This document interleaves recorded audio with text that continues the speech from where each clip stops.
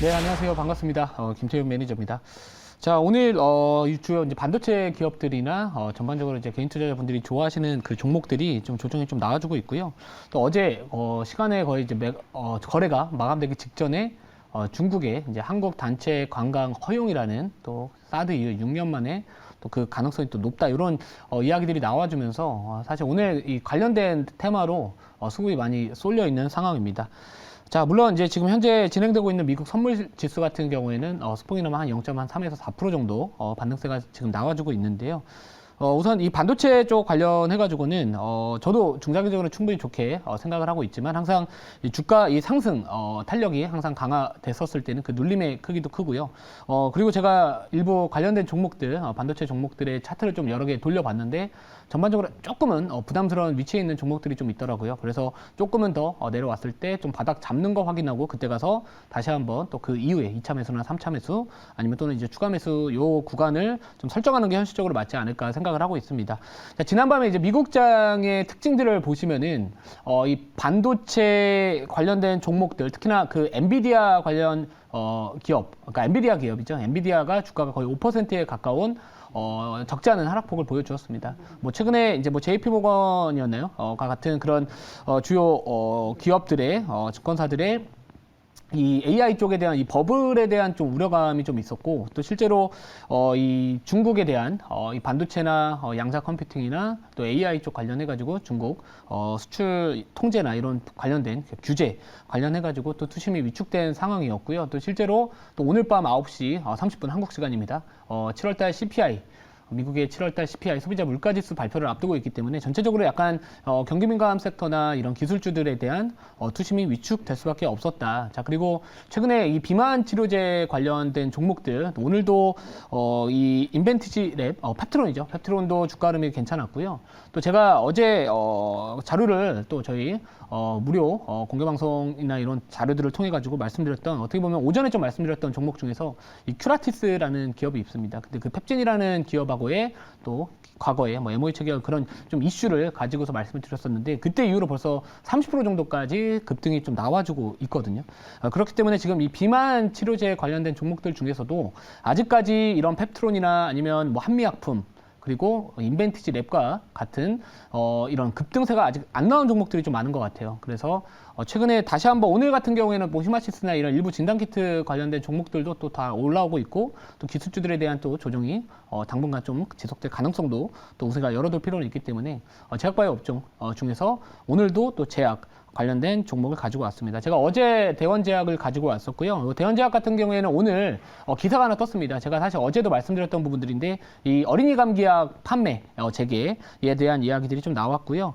어제 이제 어떻게 보면 시장이 좀 쉽지 않았음에도 불구하고요. 어제는 좀 괜찮았네요. 어제는 좀 나쁘진 않았었는데 요즘에 이 수급이 상당히 좀 좋습니다. 이 기업 같은 경우에는 어제 기관 수급이랑 외국인 수급이 또 상당히 좀 강하게 들어왔던 모습 보여주고 있고 오늘 같은 경우에는 전반적으로 이제 중국 쪽 테마 관련해 가지고 좀 우선순위가 좀 중국 쪽 관련된 종목들로 수급이 좀 쏠리다 보니까 오늘 다소 쉬어가는 모습 보여주고는 있지만 다른 최근에 좀 올라갔던 종목들 하락세를 보여줌에도 불구하고 아직까지 좀 추세를 유지하고 있다라는 부분들은 여전히 좀 시장에서 관심을 받고 있는 기업이다. 좀 이렇게 볼 수 있을 것 같습니다. 뭐 여전히 뭐 펩트론과 같은 관련된 종목들 여전히 좀 강한 모습 보여주고 있고요. 뭐 인벤티지 랩도 마찬가지고 여전히 추세 자체가 뭐 이렇게 꺾이거나 그런 상황은 아니고 그렇고 있기 때문에 오늘도 또 비만 치료제 관련된 종목 중에서 좀 바닥에서 어떻게 보면 박스권이나 정고점, 직전고점 돌파하는 그 종목을 좀 가지고 왔다. 이렇게 보시면 될 것 같습니다. 자, 폴라리스 오피스 한번 리뷰를 도와드릴게요. 자, 오늘 같은 경우에는 제가 아까 엔비디아가 사실 주가가 상승했던 이유가 이 AI 시장의 급성장에 대한 직접적인 수혜를 기대할 수 있는 게 이제 GPU다라고 해가지고 사실 그때 조금 더 탄력성이 강화가 됐었습니다. 근데 그 엔비디아 주가가 지난밤에 5%에 가까운 급락세가 보여줬던 거는 물론 이제 반도체 쪽이 최근에 많이 올라갔다라는 부분들도 있겠지만 결국에 그 AI 쪽에 대한 이 시장의 전망, 이 투심을 위축시킬 수 있는 이 AI 버블에 대한 좀 우려감 때문에 조금 더 좀 낙폭을 키우지 않았나라고 생각을 하고 있는데 뭐 개인적으로 뭐 물론 폴라리스 오피스 자체가 많이 올랐기는 합니다만 제가 최근에 좀 말씀드렸듯이 추세를 끝까지 먹으려면 그래도 기준점이 좀 필요할 것 같고, 오늘 물론 6%대 조정이 나와주고는 있지만 11선까지는 좀 저는 지켜볼 것 같다. 근데 만약에 11선 좀 이탈한다라고 한다면은 저희가 이제 생수에 편입해가지고 수익 혹시나 챙기신 분들 계신다면은 그때는 조금 수익을 확보하고 좀 바닥주들 다른 섹터들로 눈을 돌려보시는 것도 좀 나쁘지 않겠다, 이렇게 말씀을 드리도록 하겠습니다.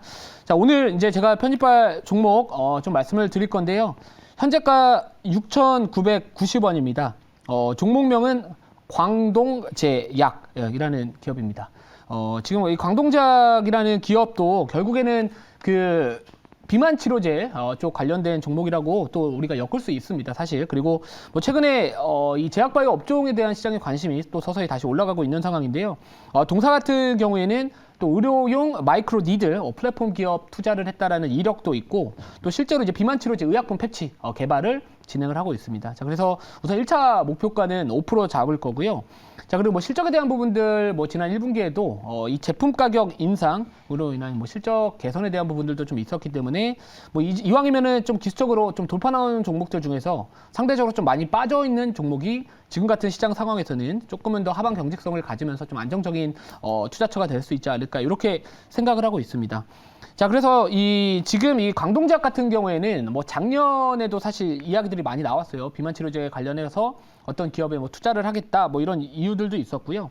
뭐 지금도 현재 비만 신약을 또 개발하고 있는데, 지금 보시면은 작년에 이제 마이크로니들 관련된 기업에 20억인가 투자를 좀 했었어요. 그 기업명이 이제 쿼드 메디슨이라는 기업에 전략적 투자를 했었는데, 자, 아무튼 지금 시장에서 관심받고 있는 키워드, 저는 항상 키워드를 되게 중요시합니다. 키워드라는 건 결국에 시장의 트렌드라고 생각을 하고 있고요. 지금 물론 오늘 같은 경우에는 이런 중국과 관련된, 뭐 예를 들어서 중국도 지금 경기가 좋지 못하고 이 저출산 이야기 또 나와주다 보니까, 또 가뜩이나 또 중국의 단체 관광, 그죠? 그 허용 요 기대감도 올라오다 보니까 또 중국으로부터 시작될 수 있는 키워드들이 또 계속해서 2차 파생이 될 수 있다라고 생각을 하고 있고요. 뭐 실제로 오늘 같은 경우에는 뭐 롯데 관광개발이나 뭐 호텔신라, 뭐 이런 GKL 이런 직접적으로 먼저 수혜를 받을 수 있는 종목들이 먼저 올라갔겠지만, 뭐 그 다음 섹터, 뭐 주목받을 수 있는 섹터 같은 경우는 뭐 게임주들, 뭐 판호 발급 기대감 또 올라올 수 있는 거고요. 뭐 엔터, 뭐 중국 내에서 뭐 콘서트를 개최하거나 뭐 여러 가지 좀 파생될 수 있는 부분들이 있는데, 제가 만약에 오늘 아침에 방송을 했다면은 중국 관련된 종목들을 가지고 왔을 것 같은데, 지금은 약간 점심 정도 시간이기 때문에 앞으로 만약에 뭐 내일이던 내일 모레던 이 중국 관련된 소비주들 또는 중국 관련된 종목들 중에서 좀 눌림 나와준 종목들 좀 괜찮은 자리 있다면은 아마도 편입을 하지 않을까, 이렇게 생각을 하고 있습니다.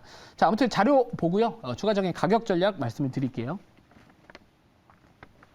자, 요즘에 이제 이 비만 치료제 관련주들의 상승을 한 번 더 이제 탄력성을 강하게 보여줬던 이슈입니다. 노보노디스크하고 일라이릴리라는 회사가 최근에 시가총액이 상당히 좀 증가를 하고 있어요. 그러니까 시총이 올라갔다는 건 당연히 주가가 급등을 했다는 건데, 그러니까 오늘 아침입니다. 제가 미국장의 이 두 기업의 주가 흐름을 봤는데, 이틀 전에 주가가 급등함에도 불구하고 또 미국장이 전반적으로 쉬어감에도 불구하고 이 두 기업의 주가는 보합 마감을 했습니다. 자, 그렇기 때문에 여전히 뭐 추세 자체는 살아있다라고 생각을 하고 있고요. 또 이쪽 관련해가지고 뭐 위고비다 뭐다 해가지고 시장 참가자들의 관련된 이 관심 키워드 중에서 지금 손가락 안에 꼽힐 수 있는 키워드라고 생각을 하고 있고, 자, 그렇기 때문에 지금 여러분들이 만약에 주식 투자, 이 비만 치료제 관련된 종목들 투자하실 때는 이 글로벌 시장, 이 비만 치료제 시장, 특히나 이제 미국 기업 내 상장된 기업들, 요 두 기업의 주가의 흐름을 계속해서 추적을 하시면서 좀 전략을 잡으시면은 그래도 이왕이면 조금 도움되지 않을까, 이렇게 생각을 하고 있고요.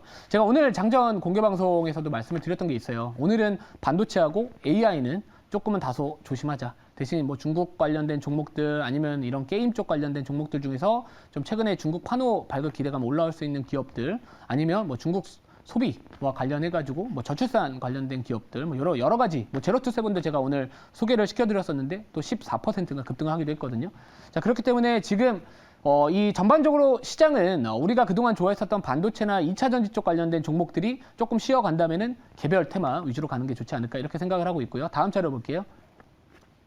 자, 그래서 이게 작년 기사입니다. 작년 4월 달에 광동제약이 이제 마이크로니들 새 비만 치료제 뭐 개발한다라고 해가지고 자, 쿼드 메디슨은 20억 전략적 투자라고 했습니다. 그래서 이미 뭐 올해만 한 게 아니라 뭐 기존부터 이 비만 치료제에 대한 시장의 성장성이나 이런 부분들을 높게 평가하면서 이미 움직였던 기업이다라고 보시면 될 것 같고요. 자, 다음 자료 볼게요.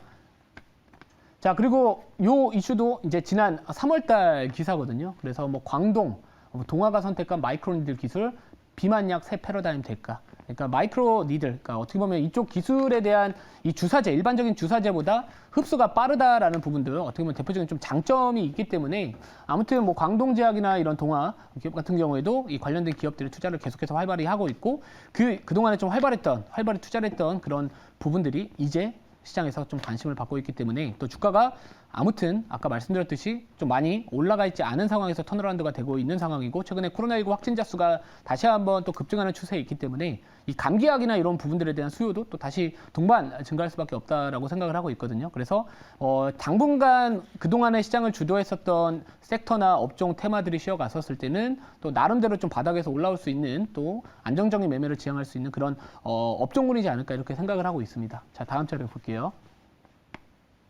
자, 그래서 보시면은 수급에 대한 부분들입니다. 이 기관 수급이나 외국인 수급 최근에 메이저 수급들이 계속해서 담아가는 모습 보여줄 수 있고요. 또 게다가 아까 말씀드렸듯이 기술적으로도 최근에 저항받았던 가격대 저항 돌파하는 모습 보여주고 있기 때문에 충분히 뭐 추세를 전환하는 과정에서 다시 한번 단기적인 상승 파동 한번 만들어가지 않을까 이렇게 생각을 하고 있습니다. 자, 질문 받아보고요. 추가적인 가격 전략 말씀을 드리도록 하겠습니다. 네, 제가 질문해 보도록 하겠습니다.